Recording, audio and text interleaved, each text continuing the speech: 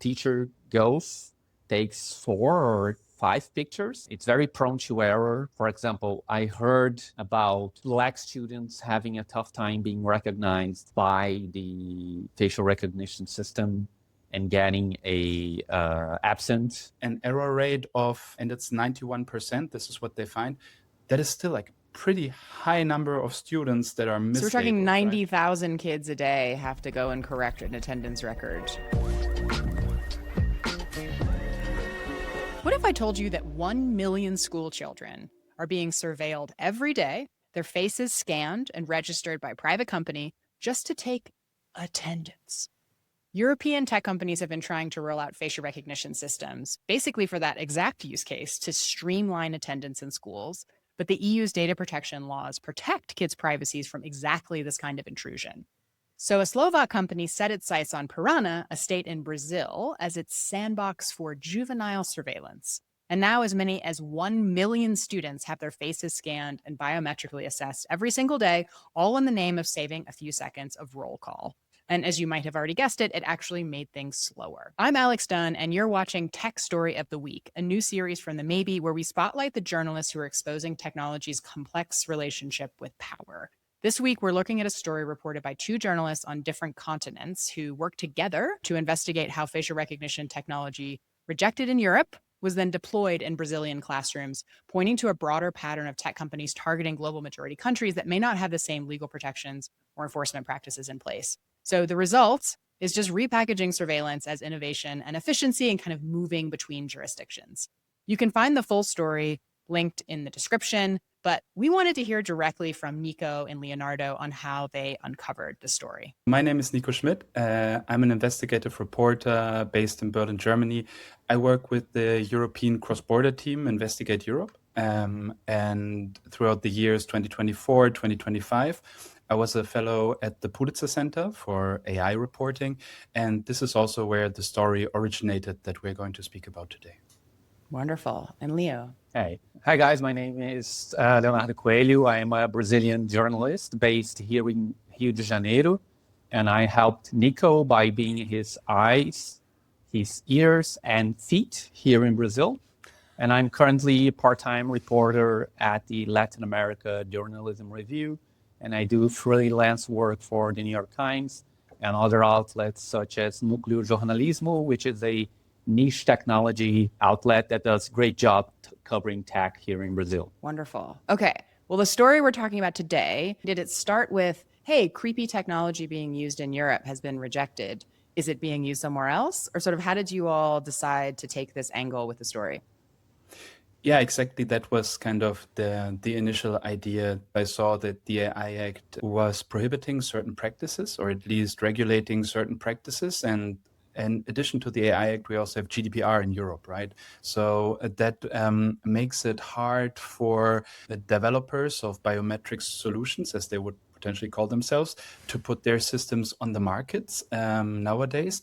But similar use cases were already blocked by European authorities. So in 2019, there was a trial on only, I think it was 33 students in a Swedish school where they used facial recognition to track attendance. And this was after the pilot has stopped, fined by the Data Protection Authority.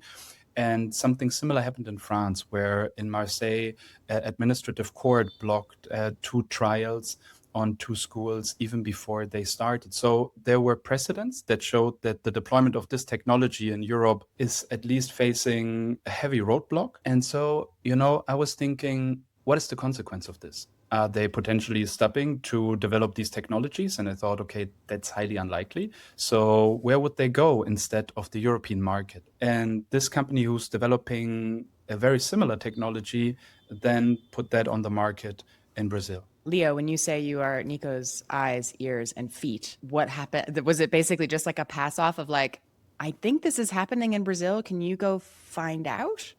Yeah, basically that's what happened. Like, extremely important that someone went to Paraná, my home state actually, and figure out after almost 2 years of being implemented in the education system there, how was that holding off how was that working, etc. And Nico pitched me on the story. What happens, at least in the state of Paraná, is that they chose to use a completely platformized educational ecosystem, meaning that they center around digital platforms, apps, etc. Basically, what happens is currently there is a bunch of apps that the Secretary of Education in Paraná created. And what happens is you're a student, you'll be on your place in your desk, and a teacher will take out his phone and open the All LRCO app and will do like. So it's actually like a manual digital process from the teacher Yes, using their phone? Exactly. It's not. Is it their personal phone? Is it a school issued phone? Yeah, it's a personal phone, which creates a whole plethora of other problems. Okay. Teacher goes, takes 4 or 5 pictures. The data is processed.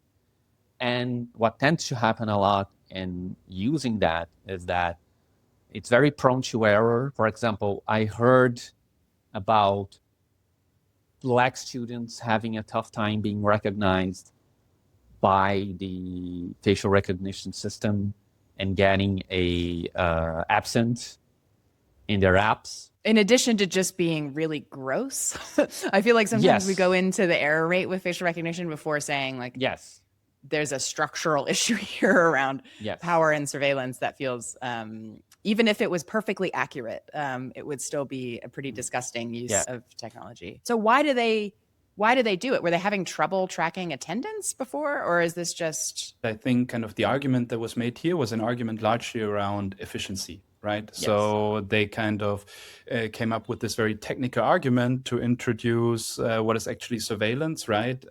They were citing texts like an OECD study, which found that teachers are actually spending 1/3 of their time on other things than teaching.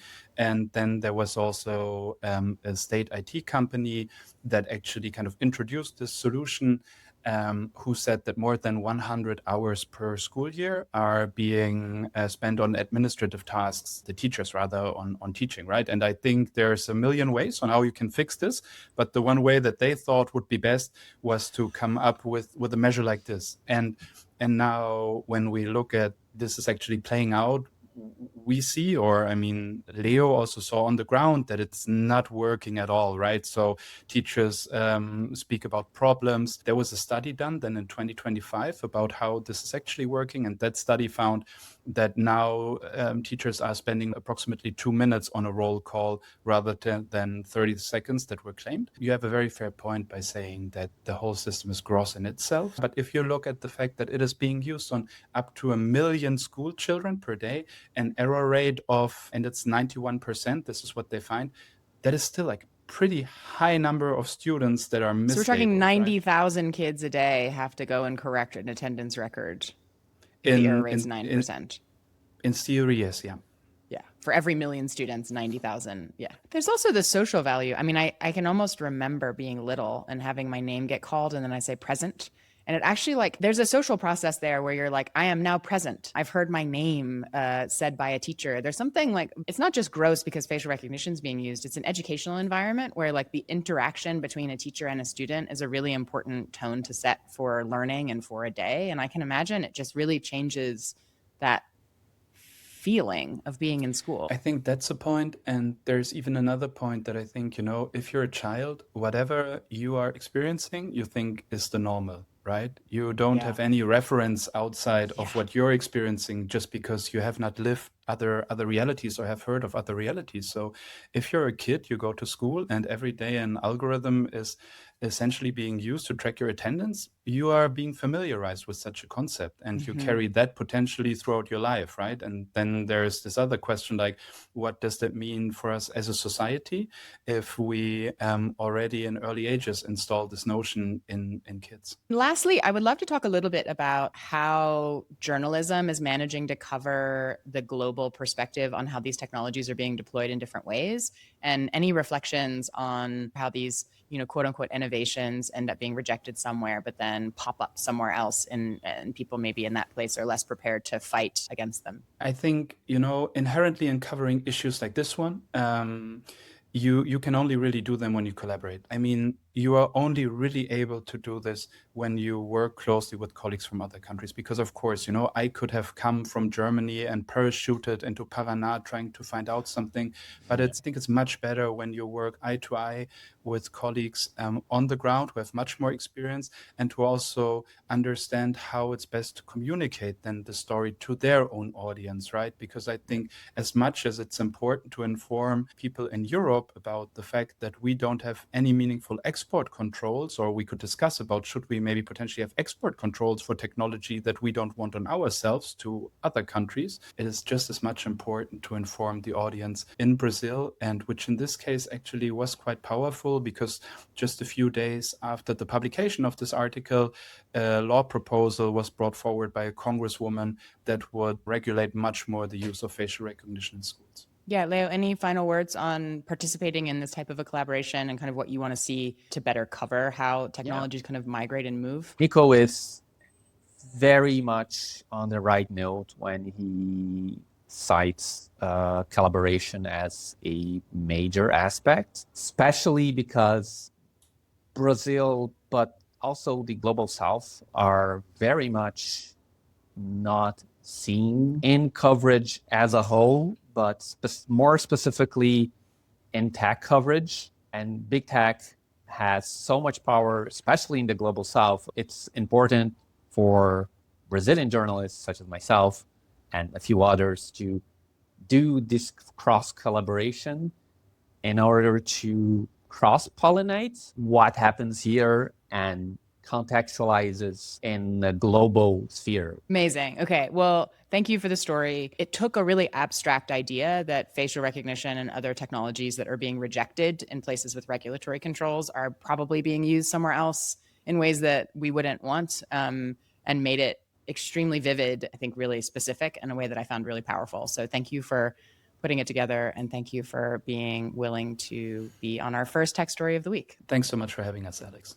Thanks so much. Big thanks again to Nico and Leonardo for sharing their reporting. I think a lot about how technology is being introduced into schools, and I think it is a topic that warrants a lot more examination than just maybe kids shouldn't have smartphones when they're 12. I think we need to think a lot more critically about how private companies are profiting off of limited educational budgets, introducing technologies that don't work, don't actually improve educational outcomes, and in a lot of times are just really inappropriate to hoist on kids who can't say no.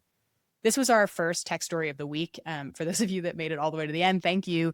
And I'm curious, are there other tech stories you're interested in learning about, or other reporters you want to hear from, or any other topics that you think deserve some digging as we figure out our process for selecting these stories? We'd love to hear from you on what strikes your interest.